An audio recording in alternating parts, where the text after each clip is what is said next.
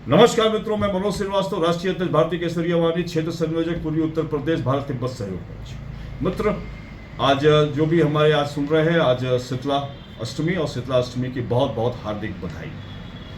शीतला माता जहां हमारे नाभि और हृदय के बीच में वास करती है, और ये शीतला माता के बारे में बताने से पहले मैं ये क्यों वीडियो बना रहा हूं इसके बारे में बताना चाहता हूं।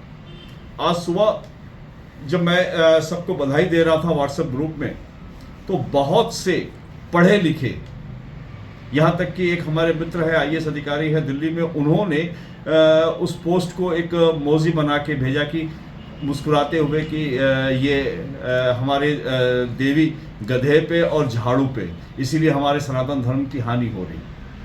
एक बच्चे ने जो शायद वो भी सिविल सर्विसेज की तैयारी कर रहा है, उसने भी इस पे कमेंट किया, और भी कई ग्रुपों में इस तरीके की चीज़ें आई।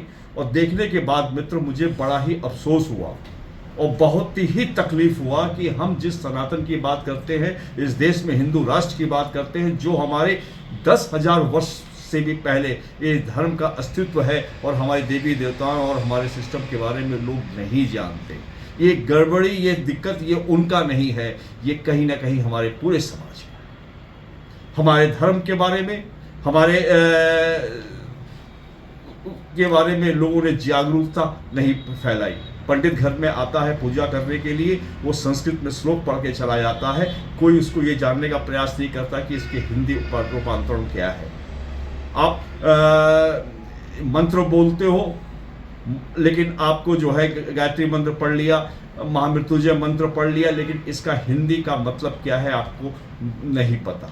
आपको सिर्फ एक कोरम करना है।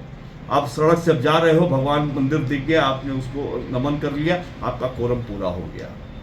लेकिन कब तक आधी अधूरी ज्ञान को लेकर हम जो है जानेंगे? बल्कि दुनिया का मात्र एक लौता धर्म है जो बिल्कुल साइंस पे टिका हुआ है, साइंस से आधारित है, उसको जब तक हम नहीं फॉलो करेंगे।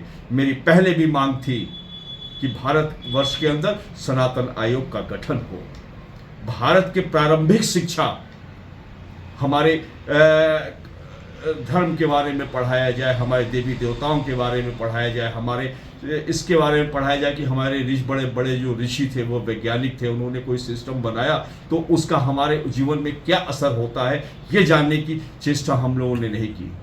हमने एक फैशन बना दिया कि हम अपने धर्म, अपने देवी देवताओं, अपने सिस्टम पे हम कुछ भी बोल दें और वो हर्ष स्वीकार हो जाएगा। ये हर्ष, ये स्वीकार्य नहीं है।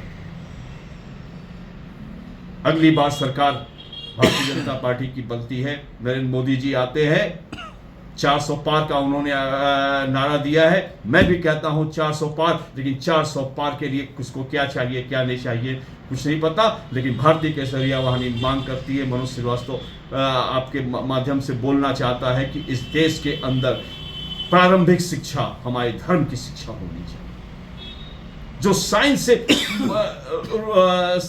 होत प्रोत है, उसकी होनी चाहिए। आज शीतला अष्टमी है। शीतला अष्टमी को मैं बताना चाहता हूं कि माता शीतला हमारे नाभि और हृदय के बीच में वास करती है। हाथ में झाड़ू इसलिए है क्योंकि वो हमारे हृदय की बुराइयों को नाश करने का, सफाई करने का काम करती हैं, और गधा उनकी सवारी इसलिए है क्योंकि गधा सबसे सहनशील जानवरों में से है।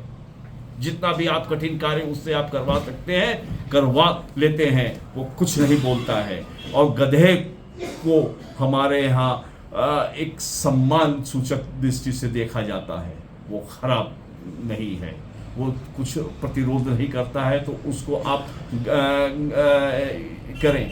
और ये बात को हम सबको नहीं पढ़ा सकते, हम सबको नहीं जता सकते, लेकिन ये वीडियो जितने लोग सुन रहे हैं उसको अधिक से अधिक फॉरवर्ड कीजिएगा। हो सकता है कि आपके भी घर में, आपके भी परिवार में, आपके भी समाज में, आपके भी अड़ोस पड़ोस में, आपके भी राज्य में, आपके भी प्रांत में, आपके भी देश में, जो विदेशों में भी रहते हैं, वो भी इस जानकारी से अनभिज्ञ हों।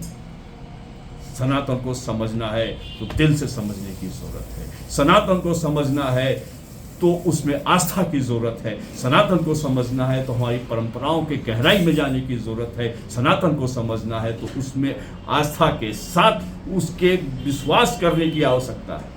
इन्हीं बातों के साथ अपनी वाणी को विराम देते हुए आपका अपना मनोज श्रीवास्तव, राष्ट्रीय अध्यक्ष भारतीय केसरिया वाहिनी, 6 संयोजक पूरी उत्तर प्रदेश भारत तिब्बत सहयोग मंच। जय हिंद, वंदे मातरम, जय माता शीतला।